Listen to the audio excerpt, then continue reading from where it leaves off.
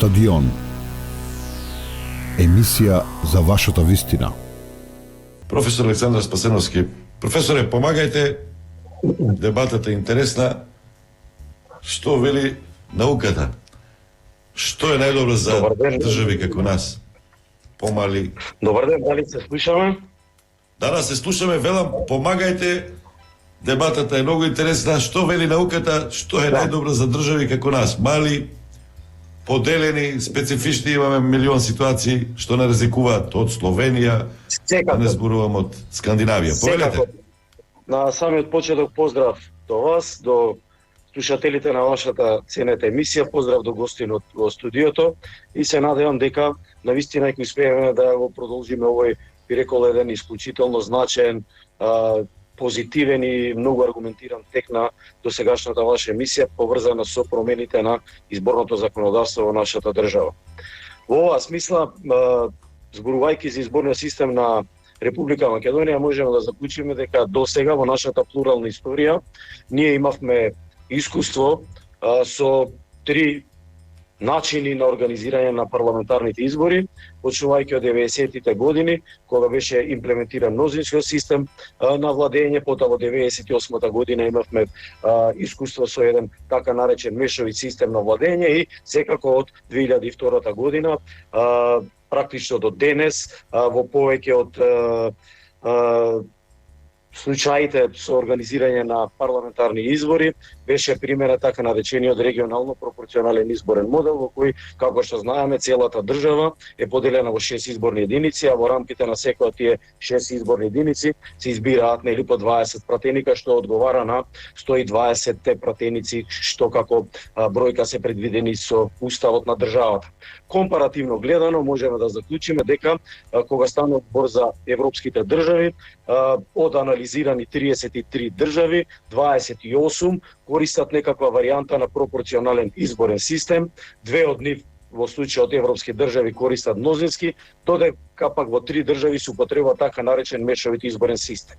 Она што можеме да го заклучиме во оваа емисија, а е важно за вашите слушатели, е дека во најголемиот дел од државите се имплементира, се применува некаква варијанта на пропорционален изборен систем, што практично представува истоветна карактеристика каква што е применета и во нашата држава. Во однос на пропорционалниот изборен систем, сметам дека е важно да истакнеме уште една важна работа, а тоа е дека во оние држави во кои што се употребува пропорционалниот изборен систем, со партиски листи, територијата на државите, територијата на европските држави најчесто е поделена на повеќе изборни единици. Кога станува збор за европските држави, ваков исклучок единствено се Холандија, Црна Гора, Србија и Словачка, каде што територијата на целата држава е организирана како една изборна единица. Значи, можеме да заклучиме врз основа на праксата на европските држави дека кога станува збор за пропорционалниот изборен систем, најчесто државите прибегнуваат кон варијанта на организирање, на инсталирање на пропорционален изборен систем со повеќе изборни единици. Но секако постојат помал број на случаи, тие ги наведовме, каде што има имплементирано пропорционален изборен систем со една изборна единица. Прашањето на промената на изборниот модел, кога станува збор за нашата држава, се разбира треба да представува резултат, рефлексија, би рекол на еден поширок политички договор помеѓу клучните политички актери во државата. Целта на промената на изборниот систем, нели, треба да биде во насока на отстранување на одредени негативности кои што ги следат, нели го следат имплементирањето на овој изборен систем од една страна, меѓутоа од друга страна создавање на ситуација во која што нема да се генерира нови политички и други правни институционални проблеми. Кога станува збор за нашата држава, моето чувство се разбира, секако постои можност за корекција на изборниот модел, доколку политичките актери, клучните политички партии застапени во собранието за тоа се согласат, но според мене овој изборен модел, регионално пропорционалниот изборен модел, кој што се применува од 2002 година до денес, значи во 7 изборни циклуси, на некој начин успева во целост или во поголема мера да ги оствари клучните особености, да ги исполни клучните аспекти поврзани со имплементирањето на еден изборен модел, меѓутоа од друга страна пак да не создаде нови и поголеми проблеми. Односно, да заклучиме, користа од овој изборен модел, според мене, е далеку поголема од одредени негативности. Главните негативности со овој изборен модел, ако треба да ги анализираме, се состојат во два дела. Прво, во однос на представеноста на политичките партии во собранието, адекватна на изборната волја, од една страна, и од друга страна, исполнувањето на законодавната функција на собранието во целост, особено она што се нарекува контролна функција на законодавната власт во однос на извршната власт.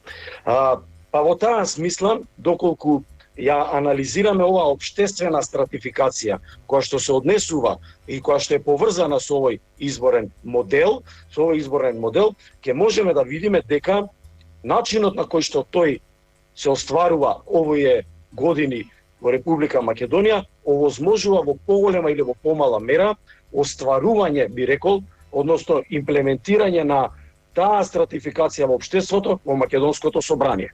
Па во оваа смисла би ви дал два примери. Така, според еден пример, доколку го анализираме етничкиот момент на представеноста на уставно споменатите етнички заедници во собранието, ќе можеме да дојдеме до заклучок дека во еден анализиран период застапеноста на пратениците врз основа на етничката припадност во поголема мера, односно во помала мера, представува рефлексија на таквата стратификација во општеството. Па така, во скоро сите изборни циклуси, од 2002 година па се до 2020 година, можеме да забележиме дека бројот на пратениците македонци е во одредена мера, одговара, односно кореспондира со присуството на оваа етничка заедница во државата. Истото се однесува и на албанците, на турците, на ромите, на србите, на власите и на бошњаците, кои што во изминативе изборни циклуси, во изминатите состави на македонското собрание имаат своја представеност во македонскиот парламент. Тоа се должи не толку на изборниот модел во одредена мера, туку исто така и на праксата на политичките партии, кои како резултат на долготрајната примена на овој изборен модел, со текот на времето успеваат да ги компензираат, би рекол, недостатоците на самиот изборен модел, правејќи големи, би рекол, широки политички коалиции, главно со политички партии кои што ги застапуваат интересите на помалите етнички заедници. И на тој начин партиите од големите коалиции успеваат на еден начин да остварат повеќе гласови, да добијат повеќе пратенички места, а од друга страна партиите на помалите етнички заедници во поголема мера успеваат да обезбедат свое место во македонското собрание. Кратко да ги опатиме, веќе во дебатата се појавуваат ризиците италијанско сценарио, ако има една изборна единица со пропорционален модел, понатаму влегување на радикали, па инфлација на клиентелизам, прочитав неколку наслови од јавната дебата што се води. И кратко за пржинската влада. Мене ми е доста интересно овој пресврт, ова брзање на ВМРО-ДПМН од целосно мнозински систем сега да ги поддржи безрезервно малите партии во нивните заложби да обезбедат една изборна единица и промена во таа насока на изборниот модел. Да, одлично е ова прашање. Само би сакал да ве дополнам, според мене сметам дека, бидејќи зборувавме за позитивните аспекти на нашиот изборен модел, на актуелниот изборен модел, кога зборуваме за негативните аспекти, представеноста не е негативна особеност на овој изборен модел. Напротив, видовме дека законодавното решение плюс праксата на политичките партии овозможува адекватна етничка, верска, полова и друга представеност идеолошка на политичките партии во собранието. Според мене клучниот недостаток на собранието на Република Македонија, а тоа во голема мера има врска со изборниот модел, е начинот на кој се остварува контролната функција на пратениците во собранието на Република Македонија. Ова го говорам од два аспекта. прво од аспект на теоријата, она со што се занимаваме на правниот факултет во Скопје, меѓутоа секако нели и од аспект на она политичко искуство кое што го имав како пратеник во Собранието на Република Македонија. Доколку ми дозволите, само би ви дал еден пример. Именно вкупно земен врз основа на 5 анализирани собраниски мандати во Собранието. Просечно во еден мандатен период, тоа е од 2002 до 2006 и се натака до 2016 година. Просечно во еден мандатен период, овие споменати собраниски состави одржуваат околу 122 седмици. Тоа е една исклучително голема бројка. Тоа е еднакво, ако пресметаме, на 315 дена работа. Во рамките на овие 315 дена, кога овие собраниски состави од 2002 до 2016 работеле, тие усвојувале просечно во еден мандатен период по 334 закони. Вие сте биле новинар, долги години следите политиката и знаете што значи да усвои еден собраниски состав 334 закони. Преведено тоа значи дека во еден работен ден, кога имало пленарна седница, пратениците усвојувале по повеќе од еден закон. Тоа значи дека имаме продукција, инфлација на производство на законите. Тоа од друга страна значи дека собранието не е коректор на работењето на владата, не е нешто кое што би значило контролор на работата на извршната власт, туку грубо земено сите собраниски состави, независно од тоа која политичка партија управувала со државата, имале улога на, колоквијално кажано, еден вид на нотари кои што има задача да го оверат, да му ударат штембил на она што како идеја, како предлог законски проект најчесто го усвојувала владата. Заради тоа што најголем дел од законите, повеќе од 95% од законите кои што се усвојували и ќе се усвојуваат од страна на собранието, се предлози на владата. Што значи, врз основа на ова можеме и јас и вие да заклучиме дека собранието е навистина во подредена улога во однос на владата. Тоа е така заради тоа што мораме да заклучиме дека ова е еден од поголемите недостатоци на актуелниот изборен модел, а тоа е дека пратениците на некој начин се во една исклучително неповолна ситуација, бидејќи се подредени на политичката партија која што ги номинирала како резултат на примената на овој изборен модел. Дали измената на промената на изборниот модел со една изборна единица ќе ги направи по-храбри, да покажат подсилен персонален карактер пратениците во однос на извршната власт? Мислам дека тоа не е во голема мера условено, ако можеме така да се каже, од тоа дали ќе имаме една или 6 изборни единици. Компензирањето или остварувањето на оваа цел или воспоставувањето на ситуација во која што пратениците ќе имаат поголем интегритет, во нашиот случај може да се оствари на два начина. Но едниот начин мислам дека е неповолен и треба од старт да се отфрли. А тоа е преку воведување на мнозински изборен модел. Како што спомена и вашиот гостин претходно, тоа значи вовед во една друга ситуација во која што ќе имаме поголеми шанси за имање на нефер, некоректни и недемократски избори. Вториот начин е преку воведувањето на така наречениот модел на отворени листи, каде што граѓаните освен за гласајки за партијата, нели, ќе гласаат и за личност која што смета дека во рамките на партијата која што кон која што тие имаат симпатии, нели, или се членови, ќе одберат која личност треба да биде повисоко на листата, односно која да ги представува нив во собранието. Преку поведувањето на овој механизам, мислам дека на некој начин ќе се подобри ситуацијата. Но дали на вистина тоа ќе биде така, се разбира, останува во голема мера да видиме откако, ако евентуално се имплементираат овие измени. Професоре, уште нешто кратко ако имате да дадете, затоа што треба времето да го следиме.